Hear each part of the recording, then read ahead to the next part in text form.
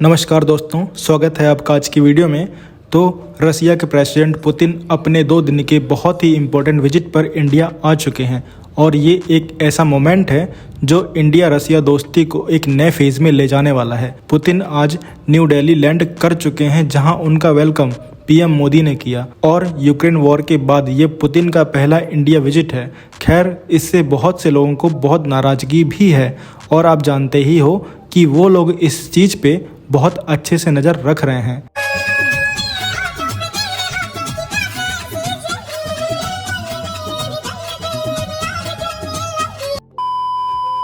कल के दिन दोनों leaders 23वें India Russia annual summit में मिलेंगे, जहां डिफेंस कोऑपरेशन, ट्रेड, एनर्जी और ग्लोबल इश्यूज पर डीप डिस्कशंस होंगे। फॉर्मल टॉक्स के बाद पीएम मोदी और प्रेसिडेंट पुतिन मीडिया को जॉइंट स्टेटमेंट्स भी देंगे। रशियन ऑफिशियल्स का कहना है कि इस विजिट का कोर फोकस बायलैटरल टाइज को नेक्स्ट लेवल पर ले जाना है, स्पेशली इकोनॉमिक और डिफेंस सेक्टर्स में। दोनों देश 2030 तक के लिए इकोनॉमिक कोऑपरेशन प्रोग्राम साइन करने की तैयारी में हैं। साथ ही इंडियन वर्कर्स के रसिया जाने को ईजी बनाने वाला एग्रीमेंट भी ऑलमोस्ट फाइनल स्टेज पर है। इंडिया यूरेशियन इकोनॉमिक यूनियन के साथ फ्री ट्रेड एग्रीमेंट पर भी इम्पोर्टेंट डिस्कशंस एक्सपेक्टेड हैं। इस विजिट में एक और चीज़ निकल कर आ रही है कि रसिया के स्टेट रन चैनल RT यानी रसिया टुडे को इंडियन एडिशन में लॉन्च किया जा सकता है। और ये सच है कि इंडिया रसिया दोस्ती हमारी फॉरेन पॉलिसी का एक स्ट्रॉन्ग टाइम टेस्टेड पिलर रही है, डिफेंस से लेकर एनर्जी, टेक्नोलॉजी, कल्चर और पीपल टू पीपल टाइज तक। इसलिए ये विजिट बहुत कुछ चीज़ें बदल सकती है। तो आपका क्या मानना है इस खबर के बारे में? कमेंट करके एक लाइन ज़रूर लिखिए। अगली खबर की बात करें तो रसिया के स्टेट डूमा ने ऑफिशियली रीलोज एग्रीमेंट यानी reciprocal exchange of logistics support agreement को अप्रूव कर दिया है। ये कोई छोटी बात नहीं है इंडिया रसिया डिफेंस कोऑपरेशन के लिए।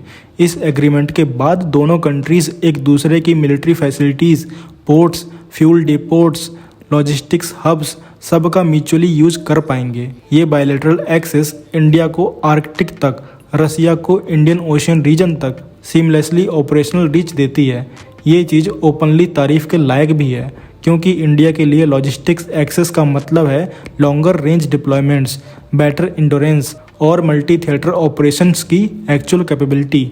और सबसे सरप्राइजिंग पार्ट यहाँ आता है कि क्रेमलिन के ब्रीफिंग में कहा गया कि इस एग्रीमेंट के तहत 5 वॉरशिप्स, 10 एयरक्राफ्ट और 3000 ट्रूप्स पार्टनर नेशन के टेरिटरी में एक साथ 5 साल तक डिप्लॉयड रह सकते हैं, रिन्यूअल के ऑप्शंस के साथ। इस लेवल का फॉरवर्ड डिप्लॉयमेंट एग्रीमेंट रसिया नॉर्मली किसी के साथ नहीं करता। ये इंडिया के ग्लोबल मिलिट्री स्टैंडिंग को क्लियरली अपलिफ्ट करता है। इस एग्रीमेंट का एक और बड़ा फ़ायदा ये है कि अब रसिया अपना मिलिट्री इक्विपमेंट इंडियन लैंड पर रख सकता है, ट्रेनिंग के लिए, जॉइंट एक्सरसाइजेस के लिए, मेंटेनेंस के लिए या फिर ऑपरेशनल रेडीनेस के लिए। मतलब कल को अगर रसियन प्लेटफॉर्म्स इंडिया में टेम्पररी तौर पर डिप्लॉय होते हैं तो वो पूरी तरह लीगल और फ्रेमवर्क के अंदर होंगे।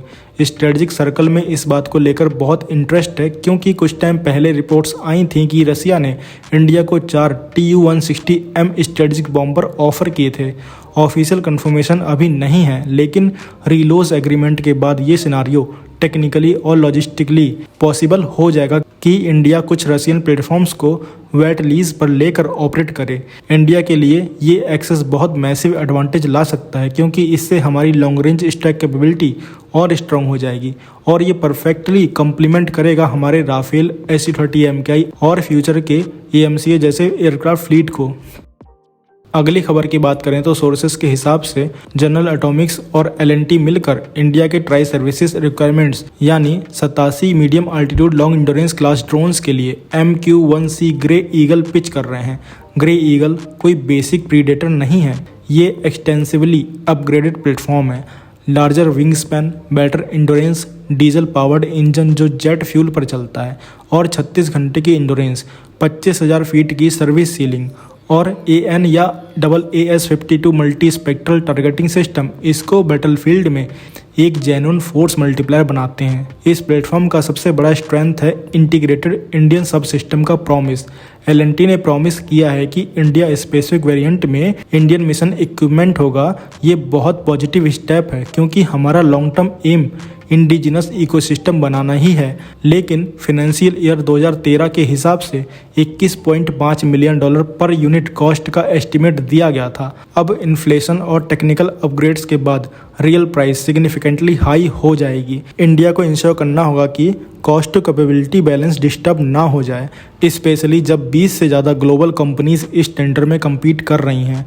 ये एक्विजिशन इंडिया के लिए यूएवी इकोसिस्टम के लिए हिस्टोरिक होगा, बट सही प्राइस, सही टेक्नोलॉजी ट्रांसफ़र और इंडिजिनाइजेशन रेशियो के बिना ये डील एक एक्सपेंसिव डिपेंडेंसी बन सकती है। फिर भी grey eagle is a strong contender और ट्राई सर्विस ऑपरेशन के लिए एक रिलायबल, बेटर प्रूवन प्लेटफॉर्म हो सकता है। तो अगली खबर की बात करें तो इंडियन नेवी 2026-27 के बीच अपना तीसरा nuclear power attack submarine induct करने जा रही है, जिसका नाम होगा INS चक्र 3। ये अकुला क्लास सबमरीन का मॉडर्नाइज्ड 971M अकुला 4 वेरिएंट है। $3 बिलियन के एग्रीमेंट के अंडर ये सबमरीन डीप मॉडर्नाइजेशन से गुजरेगी। Navigation, hydro acoustic, combat management, electronic warfare suits, reactor upgrades, सब कुछ टॉप लेवल ओवरहॉल के साथ। सबसे बड़ा हाईलाइट ये है कि इंडिया स्पेसिफिक अपग्रेड्स भी होंगे। BrahMos extended range 800 kilometre variant torpedo tube से फायर होगा। साथ ही इंडियन हैवी टॉर्पीडो जैसे एडवांस एक्सपेरिमेंटल टॉर्पीडो इंटीग्रेट होंगे और स्टील्थ, सिंपली शब्दों में कहा जाए तो वर्ल्ड क्लास होगा। इसमें एनेकोइक कोटिंग होगी, यानी एक ऐसा स्पेशलाइज्ड मटेरियल जो साउंड वेव्स अब्जॉर्ब कर लेती है और सोनार डिटेक्शन इवेड करती है। और pump jet propulsion, vibration damped machinery, इस सब से नॉइस सिग्नेचर 10 dB कम हो जाएगा, जो यूएस नेवी रेटिंग के हिसाब से वेरी क्वाइट कैटेगरी में आ जाता है। ये स्टील्थ लेवल अकुला को यासेन क्लास के अर्ली वर्जन्स के बराबर तक ले जाता है। यहाँ अकुला 4 पावरफुल तो है, लेकिन फिर भी यासेन M के लेवल का नहीं है। और प्रोजेक्ट 75I और इंडियन एसेसन प्रोग्राम बहुत स्लो चल रहा है। इंडिया को इंडिजिनस न्यूक्लियर सबमरीन रोडमैप को एक्सकेलरेट करना ही होगा, वरना नेवी हमेशा लीज्ड प्लेटफॉर्म पर ही डिपेंडेंट रह जाएगी। फिर भी चक्र 3 इंडियन नेवी को इंडो पैसिफिक में एक जेन्युइनली क्रेडिबल हंटर किलर बना देगी। तो आप क्या कहेंगे इस खबर के बारे में कमेंट सेक्शन में जरूर बताइए। मिलते हैं नेक्स्ट वीडियो में। Thanks for watching. जय हिंद, जय भारत।